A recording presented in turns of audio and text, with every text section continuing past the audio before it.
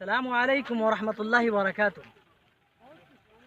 الحمد لله الواحد الأحد والفرد الصمد الذي لم يلد ولم يولد ولم يكن له كفوا أحد، والصلاة والسلام على سيد الأنبياء والمرسلين وعلى آله وصحبه أجمعين، أما بعد. وعن عائشة رضي الله تعالى عنها قالت: قال رسول الله صلى الله عليه وسلم: الذي يقرأ القرآن وهو ماهر به مع السفرة الكرام بررة، والذي يقرأ القرآن ويتتعتع فيه وهو عليه شاق له أجران، متفق علیہ۔ ناظرین کرام، آپ کے بیچ جو حدیث پڑھی گئی ہے صحیح بخاری اور صحیح مسلم دونوں کے اندر یہ حدیث پاک موجود ہے۔ اما عائشہ صدیقہ رضی اللہ تعالیٰ عنہ بیان فرماتی ہیں کہ اللہ کے رسول صلی اللہ علیہ وسلم نے ارشاد فرمایا: الذی یقرأ القرآن، جو قرآن کو پڑھتا ہے، مع السفرۃ الکرام بررہ، یعنی جو تجوید کے ساتھ قرأت پڑھتا ہے، ترتیل کے ساتھ، اچھی لے میں، اچھی لہجے میں، اچھی آواز میں، مع السفرۃ الکرام بررہ، وہ کل قیامت کے دن اللہ کے معزز و مقرب فرشتوں کے ساتھ ہوں۔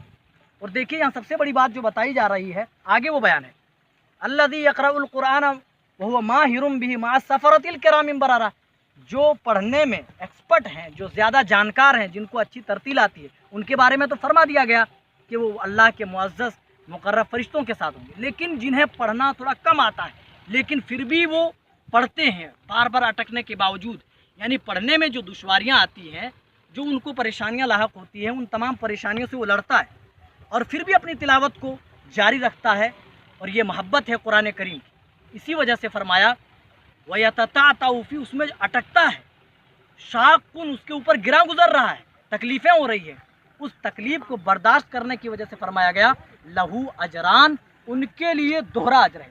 یعنی جو آدمی اٹک اٹک کر کے پڑھتا ہے، ان کو پڑھنے میں دقت ہوتی ہے، ان کو دشواریاں ہوتی ہے، تو ان کو ڈبل اجر دیا جا رہا ہے۔ ایک تو وہ تلاوت کر رہا ہے، تلاوت کا ایک اجر ہے، دوسرا اس تلاوت میں جو اس کو مشقت پیش آ رہی ہے، اس مشقت کو جھیلنے میں جو اسے تکلیف ہو رہی ہے، اس کا ایک اجر دیا جا رہا ہے۔ اسی لیے فرمایا گیا اجران، ایسے لوگوں کا ڈبل اجر ہے۔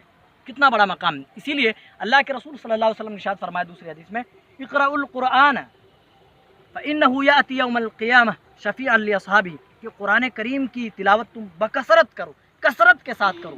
پھر فرمایا گیا فائدہ شفیعا لأصحابہ، کیونکہ قیامت کے دن اپنے پڑھنے والوں کے لیے یہ قرآن پاک سفارشی بن کر کے آئے گا۔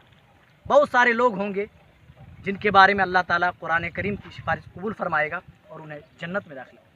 اسی لیے ہمیں اور آپ کو چاہیے چلتے پھرتے ہر جگہ قرآن کریم کی تلاوت سے اپنے سینے کو معمور کریں، اپنے سینے کو منور کریں، اپنے دل و دماغ میں قرآن کی آیتوں کو سجائیں، اور جب بھی موقع لگے ہم قرآن کی تلاوت میں مشغول رہیں۔ السلام علیکم ورحمۃ اللہ وبرکاتہ۔